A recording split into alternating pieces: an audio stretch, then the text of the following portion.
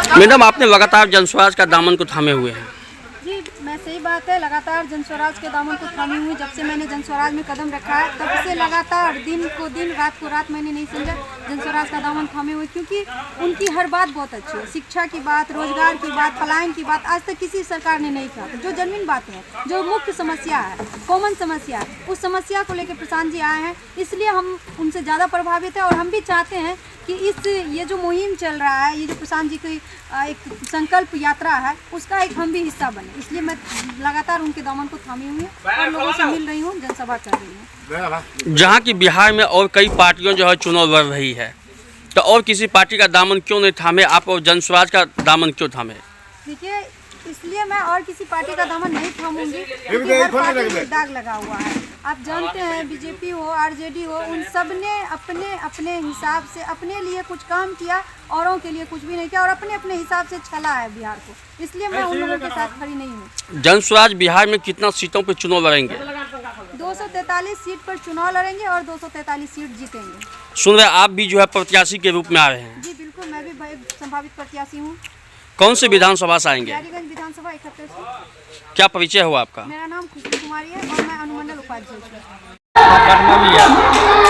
हमारे साथ अभी युवा किशनगंज प्रखंड से जो है प्रखंड अध्यक्ष है जनस्वराज की, जहां की लगातार जनस्वराज द्वारा जो है बिहार बदलाव जो है रैली किया जाए। चलिए हम इन्हीं से जानते हैं क्या कुछ जो है बिहार में जो है अगर जनस्वराज की सरकार बनेंगे तो क्या बदलाव होंगे, क्या परिचय है? नमस्ते बिहार वासियों को, खासकर बिहारीगंज विधानसभा के महान मतदाताओं को विनोद कुमार का नमस्कार स्वीकार करें। बिहार बदलाव यात्रा जनस्वराज पार्टी का सूत्रधार प्रशांत किशोर ने ठाना है। दलित, शोषित, पीड़ित, अकलियतों की लड़ाई लड़ने न कि देश के और राज्य के मुख्यमंत्री बनने के लिए, सुरक्षित वंचित को न्याय दिलाने के लिए प्रशांत किशोर जनस्वराज पार्टी का स्थापना की। और पहले यहाँ देश की आज़ादी 74 वर्ष हो गई है, शिक्षा ध्वस्त हो गई है 35 साल से। जिस बिहार में नालंदा विश्वविद्यालय था, खुला विश्वविद्यालय, देश विदेश के लोग यहाँ पढ़ने के लिए पठन पाठन करने के लिए आते थे, आज वो बिहार विलुप्त हो चुका है। एक कहावत है, गायक गाना गाते हैं, पढ़ल लिखल भाई बहनों सुनियो ध्यान लगा, उन्नत दोसर राज्य के लोग सब गाड़ी पड़े छै, कते गेलै अपन बिहार मिलाय। तो पढ़े लिखे नौजवान साथियों से मैं आग्रह करना चाहता, बुद्धिजीवियों से, आप देश की तकदीर और तस्वीर बदल सकते हैं कलम से। इसलिए आप घर बैठे जनस्वराज पार्टी का प्रचार प्रसार कीजिए, अलग जगाइए और स्कूटा बस्ता चुनाव चिन्ह पर आने वाले विधानसभा चुनाव 2025 में सत्ता परिवर्तन कीजिए और सिंहासन खाली करो। नीतीश कुमार, जनता आती है, जनता के हक और हकूक के लिए प्रशांत किशोर जो प्रण ठाना है, सारे बिहारी एकजुट होके उनका साथ दीजिए, जाति धर्म मजहब के ऊपर उठ के। कहीं न कहीं जो है पटना में जो है प्रशांत किशोर के ऊपर जो है प्रशासन को लाठीचार्ज भी किया जा रहा है। सत्ताधारी दल जो है, एनडीए की सरकार जो है, अभी नीतीश कुमार ताकत की सरकार की अगल बगल दाएं बाएं जैसे नोचाने फंस जाता है। लपक के लंगूर से ऐसा खाना तराजू पर, तो लपक के कभी महागठबंधन में जाकर बढ़ जाते हैं, कभी एनडीए में बढ़ जाते हैं। अधिमत खुला चुनौती देता है प्रखंड जनस्वराज पार्टी के मधेपुरा जिला जनस्वराज परिवार की ओर से।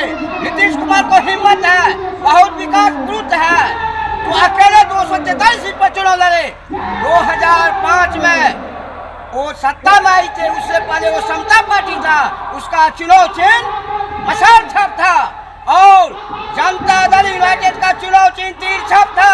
जबरदस्ती हड़प लिया नीतीश कुमार, स्वर्गीय जॉर्ज साहब को, अध्यक्ष को मार दिया, राजनीतिक प्रेरणा से शरद यादव को मार दिया, लालू प्रसाद यादव, रघुवंश प्रसाद जैसे सदस्य के नेता को राजनीति में कत्ल करवाया है। ऐसे समाज द्रोही, देशद्रोही को अपने स्वार्थ के लिए वो किसी का नहीं है, वो अपने परिवार के लिए, सत्ता का कुछ जाति के लिए वो काम कर रहे हैं कि तो मुझे चाहिए पटरी, मुझे चाहिए। एक जनता समझिए, अपने बच्चे के लिए, अपने पूरे माँ बाप के लिए, अपने निनहार के लिए वोट दीजिए एक बार से।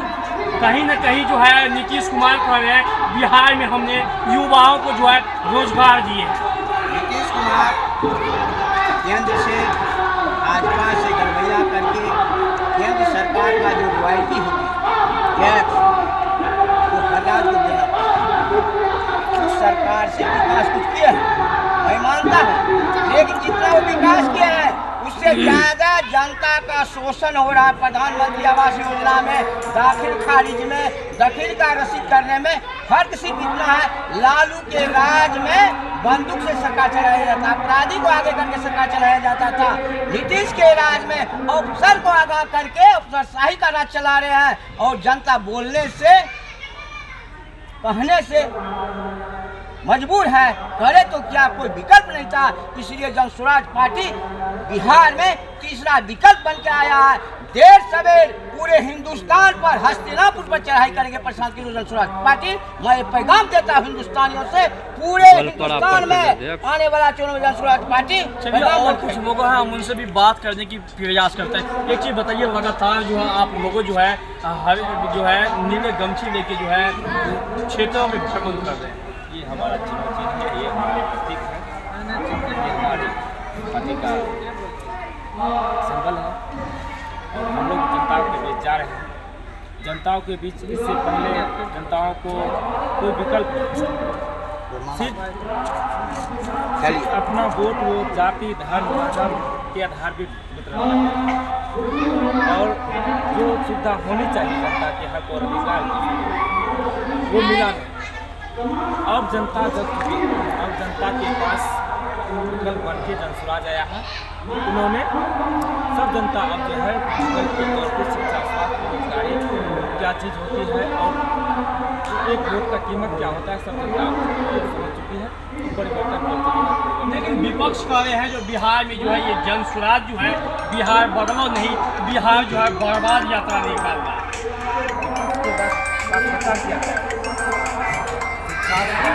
गाड़ी पे यदि कोई बात कर रहे हैं, उनको यदि कोई कह रहे हैं कि ये बिहार बर्बादी यात्रा है, वो उनकी समझ है।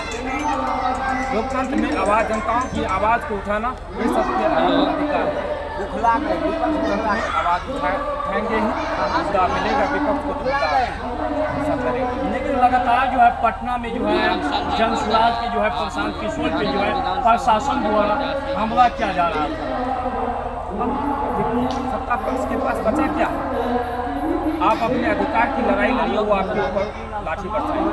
आप अपने रोजगार की लड़ाई लड़िए, वो आप पे लाठी बरसाएंगे। और उनके पास बचा क्या? सरकार अब हर एक मुद्दे विफल हो चुकी है, उनके पास कोई मुद्दा नहीं है और जनता अब परिवर्तन की ओर आ रही है और परिवर्तन क्या लग रहा है जो अब की बार बिहार बदलेंगे? बिल्कुल बदलेगा, परिवर्तन होते रहेगा, बिहार बदलेगा। क्या कहेंगे लगातार जो है जन स्वराजों की जो है बिहार बदला यात्रा चल रही है? यात्रा इसीलिए है कि अभी लोगों को जिस तरीके से लोग 35 साल से एक दूसरे को सरकार में रखने का प्रयास कर रही है, काम कर रही है और उसको जागरूक कर रही है। वही जागरूक करने के लिए वही है बिहार बदलाव, मतलब जागरूक करने और धीरे धीरे जागरूक करने के दौरान ये चीज़ दिख रहा है कि लोग जागरूक हो रहे हैं और समझ रहे हैं कि सत्ता में एक ही साथ एक ही बार बराबर रखना कितना गलत है। इसीलिए लोग बदलाव चाह रही है और बदलाव होके रहेगा। कहीं ना कहीं जो आप बिहार में जो सरकार बैठे हैं वह सरकार पे जो है लगातार जो है सरकारों को डर सता रहे हैं और आप लोगों को भी ये भी पता होंगे जबकि बिहार में जब से पंचायती राज की शुरुआत हुआ तो बिहार में अभी तक भी जो है किसी भी पार्टी जो है लगातार अपने बल पे चुनाव नहीं लड़े हैं।